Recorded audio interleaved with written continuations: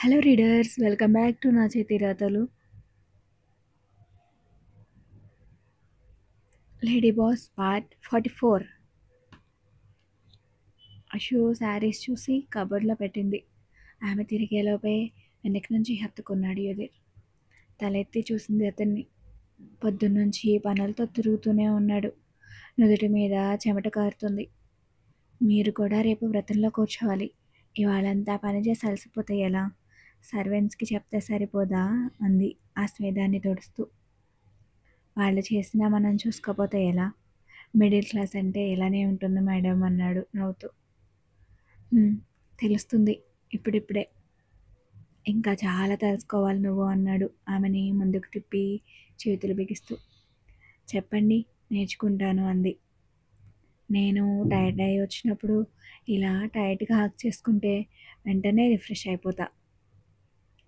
అషు నవ్వుకుంటూ అతని భుజాల్ని పూర్తిగా చుట్టింది.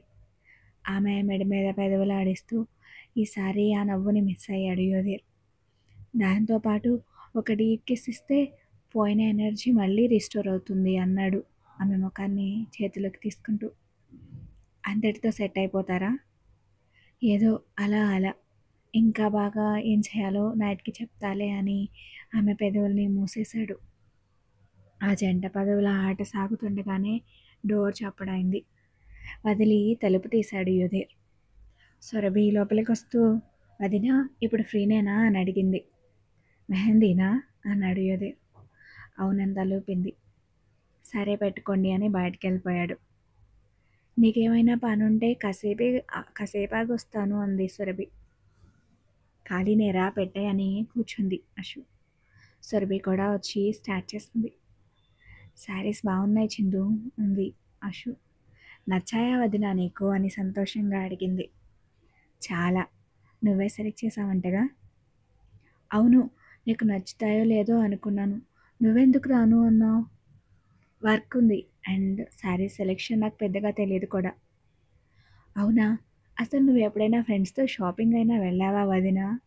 ఆమె బయటికి వెళ్ళడమే తెలియక అడిగింది సురభి. హా, కాలేజీలో ఉన్నప్పుడు సంజు ఫోర్సి చేసి తీసుకెళ్లేది అంది. సంజు అక్క చాలా సరదాగా ఉంటుంది. నువ్వేమో రిజర్వ్డ్. నీకు ఫ్రెండ్షిప్ ఎలా కుదిరిందో? నువ్వు సైలెంట్. వాసంతి ఆ టైప్ కాదు. మీకెలా కుదిరింది అని అడిగింది యశు. నిజమే, ఒకలా ఉంటేనే ఫ్రెండ్స్ అవ్వర్లే. సంజు అక్క వస్తుందా రేపు? లేదు, ఆఫీస్లో లీవ్ లేదంట. అయ్యో, వస్తే బాగుండేది వదిన. బాగా ఎంజాయ్ చేయొచ్చు అనుకున్నా. మైత్రి మానస్ వస్తారు. నీతో ఉండమని చెప్తాను. వాళ్ళతో టైంపాస్ అవుతుందిలే అంది యశు. ఒక క్షణం కదులుతున్న చెయ్యి ఆగిపోయింది సురభికి. అది అషు దృష్టిని దాటిపోవడం అసాధ్యం కదా. గమనించింది. మానస్ని మాత్రమే కన్సిడర్ చేస్తూ వాళ్ళతోనా అప్రయత్నంగా అంది సురభి. ఏమైంది, నచ్చలేదా వాళ్ళు నీకు అని ప్రశ్నించింది అషు. ఏం చెప్పాలో తెలియక నీళ్ళ నవ్వులుతుంది. అదేం లేదని తలదించుకుంది. నచ్చారా మరి అని మళ్ళీ అడిగింది. అషుకి కూడా తెలుసు సురభి ఆ ప్రశ్నకి మానస్ని మాత్రమే దృష్టిలో పెట్టుకుంటుంది అని. మళ్ళీ అదే అనుమానం కలిగింది సురభికి, వీళ్ళకి తెలుసా అని. అప్పుడే తట్టింది. మానస్ అషుకి ఎంత దగ్గరో. తన విషయం ఆమె దగ్గర దాస్తాడనిపించలేదు. యుధిర్ కాలేజీలో డ్రాప్ చేస్తానంటే 2 సార్లు తనే కదా వద్దని ఆపింది. ఇప్పుడు కావాలనే అడుగుతుందేమో అనే డౌట్ వచ్చి వదినా అంటూ మెడలో మానస్ వేసిన చైన్ చూపించింది. కన్యాకుమారిలో మానస్ తీసుకున్నప్పుడే చూసింది అషు దాన్ని.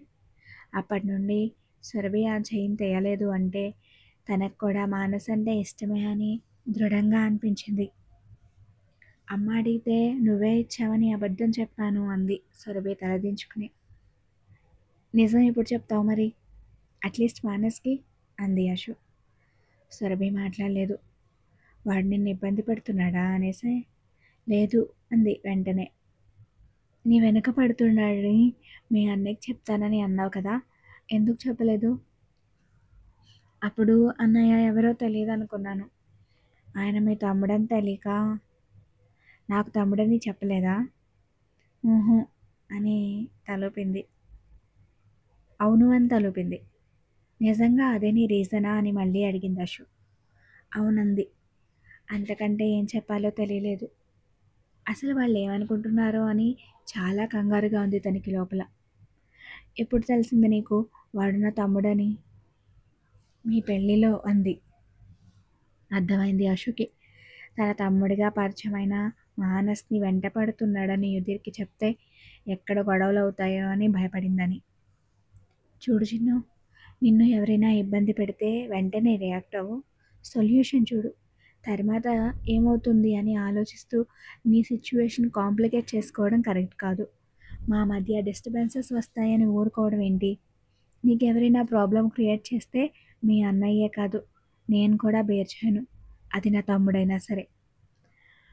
బట్ వాడు ఏంటని నాకు తెలుసు కాబట్టి నీకోసం కాలేజ్‌కి వస్తున్నాడని తెలిసినా ప్రాబ్లమ్ అనుకోలేదు.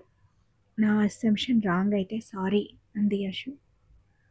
నో వదినా, ప్లీజ్, నీ నుంచి ఇలాంటి మాటలు, అది కూడా నాకు వద్దు. అలా మాట్లాడుకో. మీ తమ్ముడు ప్రపోజ్ చేశారు. కాలేజ్‌కి వచ్చి మాట్లాడి వెళ్ళిపోయేవాళ్ళు అంతే. నన్నెప్పుడూ ఇబ్బంది పెట్టలేదు. ఇక్కడ నీ ఇష్టానికి కూడా వాల్యూ ఇవ్వాలి. వాడు నీకొక టార్చర్‌లా కనిపిస్తే మాత్రం నేను ఎక్స్‌క్యూజ్ అడగడంలో తప్పేం లేదు. బికాజ్ అంతా నాకు తెలుసు. వాడిని ఆపలేదు. ఇప్పుడు చెప్పు, వాడిని టార్చర్‌లా ఫీల్ అయ్యావా? లేక ప్రేమ అని అర్థం చేసుకున్నావా? సమాధానం చెప్పలేకపోయింది సురభి. అతనొస్తే ఎందుకొచ్చాడని క్వెషన్ రైజ్ అవుతుంది తనకి. ఇంట్లో తెలిస్తే ఏమవుతుందో అని భయం మొదలవుతుంది. అన్నయ్యకి అర్థమైతే మానస్‌ని ఏమంటాడో అని కంగారు పడుతుంది.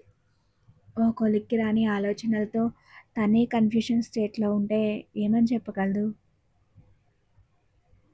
నీ మీద తన ఫీలింగ్ ఏంటని వాడికి అర్థమైన రోజే నాకు చెప్పేశాడు. ఐ లవ్ హర్ అక్క అని. అప్పటికి మీ అన్నయ్యతో నా రిలేషన్ స్టార్ట్ అవ్వలేదు. నా తమ్ముడు ఒక అమ్మాయిని ప్రేమిస్తున్నా అని చెప్పాడు. వాడిష్టాన్ని కాదనలేదు. అడ్డు చెప్పలేదు. నీకు ప్రపోజ్ చేశాడు. నువ్వెన్నిసార్లు బెదిరించినా, సైలెంట్‌గా ఉన్నా బ్యాక్ స్టెప్ తీసుకోలేదు. నీ ప్రేమ కోసం ఎదురు చూస్తున్నాడు. అప్పుడు, ఇప్పుడు, ఇక ముందు కూడా. ఎంతలా లవ్ చేస్తున్నాడో చెప్పి నిన్ను మ్యానిపులేట్ చేయాలని కాదు. నీ గురించి మానస్ ఎంత స్ట్రాంగ్‌గా డిసైడ్ అయ్యాడో చెప్తున్నా. నీ డెసిషన్ కూడా అలానే ఉండాలి చిన్ను. ఇష్టమైతే ఎక్స్‌ప్రెస్ చెయి. లవ్ చేయడం తప్పేం కాదు. నాకు ఆ ఉద్దేశం లేదనుకుంటే నో చెప్పు. That's it. నీ మీద నువ్వే ప్రెషర్ పెట్టుకుని ఎవరి గురించో థింక్ చేస్తూ మైండ్ పాడు చేసుకోకు. ఇది నీ లైఫ్. నీ నిర్ణయాన్ని మార్చుకోమని ఎవ్వరూ ఫోర్స్ చేయరు. వాడు నీకు దూరంగా ఉంటాడు. బట్ ఒకవైపు మర్చిపో, ఇంట్లో ఒప్పుకోరు అంటూ, మరోవైపు అట్లీస్ట్ వాడు వేసిన చైన్ కూడా తేలేనంత కన్ఫ్యూజన్ క్రియేట్ చేసుకోకు అని సౌమ్యంగా చెప్పింది అశు. ఆమె మాటల్ని శ్రద్ధగా వింటూ మౌనంగా కూర్చుంది సరభి. క్లాస్ తీసుకున్నట్టుందా అని అడిగింది. చిన్నగా నవ్వి లేదంది. నీకు ఇష్టం ఏదైనా మాకు ఓకే బేబీ, ఆలోచించుకో అని సురభి తలనిమురుతూ చెప్పింది అశు. అలాగే వదినా, డిన్నర్ తీసుకొస్తా నీకు అంది మెహందీ పెట్టడం అయిపోవడంతో. నాకిప్పుడే వద్దులే, నువ్వు వెళ్ళి తిను. సరే గుడ్ నైట్ అని చెప్పి హాల్లోకి వచ్చింది సురభి. అయిపోయిందా? భోజనానికి ఇప్పుడే పిలుద్దాం అనుకున్నా అని వడ్డించారు భవాని. తండ్రి అన్నయ్యతో మాట్లాడుతూ తింటూనే అశు చెప్పింది ఆలోచిస్తుంది సురభి. భవాని ఇంకో ప్లేట్లో కూడా పెడుతుండడం చూసి వదిన కాసేపాకి తింటాను అందమ్మా అంది. అశుకి నేను తినిపిస్తాలేమా, నువ్వు తినే అన్నాడు యుధి. సరే అని నలుగురు డిన్నర్ చేసేసారు. ఇంకేవో పనులు మిగిలిండడంతో ముగ్గురు అవి చూస్తుంటే నిద్రొస్తుందని సురభి రూమ్కి వచ్చేసింది. పూజ టైంకి హడావిడి పడిపోవడం ఎందుకులే అని పొద్దున్నే వేసుకోవడానికి డ్రెస్ జ్యువెలరీ తీసి పక్కన పెట్టుకుంది. అవి తీస్తుంటే డ్రెస్ డిజైన్కి చిక్కుకుని పక్కనే విడిగా ఉన్న బ్లౌజ్ టాసెల్ ఒకటి తాడుతో సహా చేతికొచ్చింది. అది ఉన్న చోటు నుంచి విడిపోయి ఇలా వేరవడానికి కారణం మానస్ని. దాన్ని చూస్తూనే అతను అశు తమ్ముడుగా పరిచయమైన రోజు గుర్తొచ్చింది సురభికి.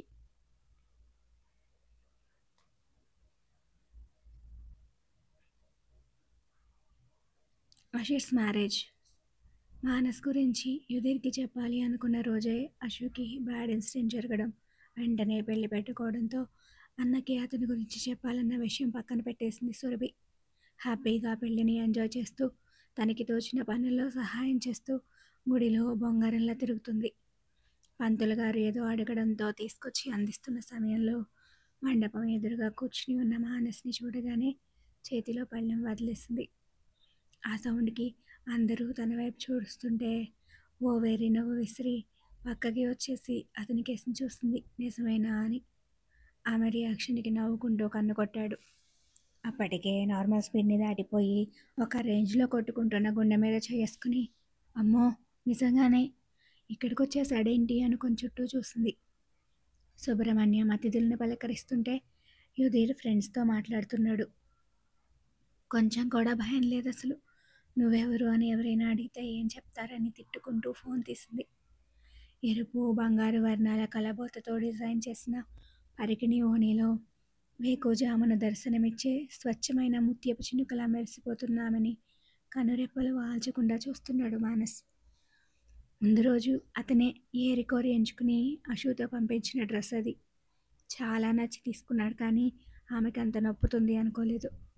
కంగారుతో కదులుతున్న కలువ కళ్ళు, భయపడుతున్నట్టు తెలిసేలా బిగబట్టిన చిన్ని పెదవుల్ని ఎంతసేపు చూసినా తనివి తీరడం లేదు. అతన్ని డిస్టర్బ్ చేయడానికి ఎవరో అక్కర్లేదని తెలియజేస్తూ ఫోన్ వైబ్రేట్ అయింది. ఇక్కడికి ఎందుకు వచ్చారు అని మెసేజ్ చేసింది సురభి. నువ్వు ఇంత అందంగా రెడీ అయ్యాక చూడ్డానికి రాకుండా ఎండగా ఎలా ఉండగలను అని రిప్లై ఇచ్చాడు. ఆమె ఉన్న టెన్షన్లో ఆ మెసేజ్ గురించి ఎక్కువ ఆలోచించలేదు. అసలు మీకెలా తెలుసు నేను ఇక్కడున్నా అని అడిగింది. అదేమంత కష్టం కాదులే, వెళ్ళిపోండి ప్లీజ్. నాకు కాబోయే బావకి పెళ్లి జరుగుతుంటే ఎదురొచ్చి వెల్కమ్ చెప్పకుండా పొమ్మంటున్నావు. ఇదేనా మీరు చేసే మర్యాద? మీ మీద ఎవరికైనా డౌట్ వస్తే గొడవలు అవుతాయి. మా అన్నయ్య పెళ్లిలో అలా అవ్వడం నాకు ఇష్టం లేదు. ప్లీజ్ వెళ్ళిపోండి అంది. చూసి రిటర్న్ మెసేజ్ ఇవ్వకుండా ఫోన్ పాకెట్లో పెట్టుకున్నాడు మానస్. కదిలేలా లేడని అర్థమయ్యి అతను ఎవరి కంట్లో పడకూడదని దేవుణ్ణి కోరుకుంటూ టెన్షన్గా కూర్చుంది. అంతలో అశుని తీసుకొచ్చి పీటల మీద కూర్చోపెట్టారు. మైత్రితో పాటు అడ్డు తెర పట్టుకుని నిలబడింది సురభి. అప్పటిదాకా తన మీద యుధీర్ కాన్సన్ట్రేషన్ పడినప్పుడల్లా దిక్కులు చూస్తూ అతను చూపు మరల్చగానే సురభికి సైడ్ కొట్టిన మానస్ అశు రాగానే పెళ్లి మీద దృష్టి పెట్టాడు. జరిగేది తన అక్క పెళ్ళి కాబట్టి సురభిని కాసేపటికి వదిలేసి పెళ్లిలో ఒక్క క్రతువు కూడా మిస్ అవ్వకుండా శ్రద్ధగా చూడసాగాడు. మరోపక్క సురభి మాత్రం లోలోన భయపడుతూనే ఒక కన్ను అతని మీద వేసి పెళ్లి ఆలకించింది. పెళ్లి తంతు పూర్తవగానే మానస్ని దగ్గరికి పిలిచింది అశు. అప్పటి వరకు ఎవరూ అతన్ని అడగలేదులే అని రిలాక్స్ అయిన సురభికి నేరుగా మండపంలోకి వచ్చి కంగారు పెంచేశాడు మానస్. అత్తయ్య, మావయ్య, తను మానస్, నా తమ్ముడు, మైత్రికి అన్నయ్య అని పరిచయం చేసింది అశు. నమస్తే అంటూ సురభిని చూశాడు అతను. అశు నా తమ్ముడు అనగానే కరెంటు షాక్ కొట్టినట్టు బిగుసుకుపోయింది. కళ్ళు పెద్దవి చేసి ఇద్దరిని మార్చి మార్చి చూసింది. నిజమేనా అన్నట్టున్న ఆమె చూపుల ప్రశ్నకి ఆన్సర్ ఇస్తూ చిన్నగా నవ్వాడు. యుధీర్తో అనుమానంతో కూడిన పలకరింపు అయ్యాక మళ్ళీ వెనక్కొచ్చి తన సీట్లో కూర్చున్నాడు. వదినకి తమ్ముడా అన్న మాటని పదే పదే వల్లిస్తూ నిజాన్ని ఒప్పుకోవడానికే చాలా టైం పట్టింది సురభికి. ఆ వెంటనే పిచ్చి కోపం వచ్చేసింది మానస్ మీద. కనీసం అతనికేసి చూడలేదు, కావాలనే ఇన్ని రోజులు టెన్షన్ పెట్టాడని. తనేమో పిచ్చి దానిలా మా అన్నయ్యకి చెప్తా, ఎవరైనా అడిగితే ఏం చెప్పాలని తెగ టెన్షన్ పడిపోయిందని. తన అన్నయ్య ఎవరో తెలుసు కాబట్టే అంతలా తీసుకున్నాడనుకుంటూ మూతి తిప్పుకొని కూర్చుంది. బంధువులు భోజనాలు చేసేసాక ఫ్యామిలీ మొత్తం తినడానికి బయలుదేరారు. సురభి ఆకలి లేదు అనడంతో వదినని రెడీ చేసిన మండపంలో ఉన్నవి బ్యాగ్లో సర్దేసిరా అని పని అప్పగించారు భవాని. సరే అని ఒక మూలన ఉన్న మండపంలోకి వెళ్ళింది. అది పెళ్లి కూతుర్ని రెడీ చేయడానికి సిద్ధం చేసిన మండపం కావడంతో లోపలున్న వాళ్ళు బయటకు కనిపించకుండా చుట్టూరా క్లాత్తో కవర్ చేశారు. కోపం తగ్గకపోవడంతో తనకొచ్చిన కసురులాటలే పెద్ద తిట్లని భావిస్తూ కస్సుబుస్సులాడుతూ అక్కడున్నవి ప్యాక్ చేస్తుంది సురభి. సడన్గా మెడ మీద ఏదో పాకినట్టు అనిపించి ఉలికిపాటుగా వెనక్కి చూసింది. దగ్గరగా నవ్వుతూ కనిపించాడు మానస్. మొదట భయపడి వెనక్కి వెళ్ళి నిజం దాచేశాడని గుర్తొచ్చి ముక్కులోంచి పొగలు వదులుతూ పెద్ద పెద్ద కళ్ళతో కోపం అనుకునే లుక్ ఇచ్చింది. చిన్నపిల్లల అలకలా ఉండే ఆమె చూపులకి అతనేనా బెదిరేది? మొహం మీద చెదరని చిరునవ్వు చెరగకుండా చూపుడు వేలుతో ఆమె చెవి వెనకగా టచ్ చేశాడు. వెంటనే దూరం జరిగి తన పని చూసుకోచాకింది. ఎంత గట్టిగా ట్రై చేసినా కోప్పడ్డ రాజు కాజు నీకు అన్నాడు ఆమె భుజం మీదుగా చేరిని పొనిచి. విడిపించుకోవాలని చూసింది. అస్సలు అవ్వలేదు. నిస్సహాయంగా అనిపించిందేమో. కళ్ళలోకి నీళ్ళొచ్చేశాయి. ఏయ్ ఎందుకు అంటూ కళ్ళు తుడిచాడు. బాగా ఆడుకున్నారు నాతో అంది ఉక్రోషంగా. ఆడుకున్నానా? ఎలా? ఏమైనా అబద్ధం చెప్పానా? మోసం చేశానా? అన్నిసార్లు మా అన్నయ్యకి చెప్తానని బెదిరిస్తే ఒక్కసారి కూడా అనలేదుగా మీకు తెలుసని. ఇదే ఫస్ట్ టైం కలవడం మీ అన్నయ్యని అన్నాడు. నిజమా అన్నట్టు చూసింది. ముందే తెలుసు, బట్ మీట్ అవ్వడం ఇప్పుడే అన్నాడు. అది చాలాగా అనుకుందేమో. మొహం తిప్పేసింది. అరే మళ్ళీనా అన్నాడు తన వైపుకి టర్న్ చేసుకుంటూ. ఇవాళ కూడా ఎందుకు వచ్చారో చెప్పలేదు. ఎంత భయమేసిందో ఎవరైనా తెలిసి గొడవ అవుతుందేమో అని. నన్నేమైనా చేస్తారనా? కాదు. పెళ్లి కొడుకుగా ఉన్నప్పుడు కూడా మా అన్నయ్య ఫైట్ చేసి నాన్నతో తిట్టించుకుంటాడేమో అని అంది చెంపలు తుడుచుకుంటూ. అవాక్కయ్యాడు మానస్ ఆ ఆన్సర్కి. గొప్ప చెల్లివి అన్నాడు వెటకారంగా. లేకపోతే ఎప్పుడూ టెన్షన్ పెట్టే మీ గురించి ఎందుకు ఆలోచిస్తాను?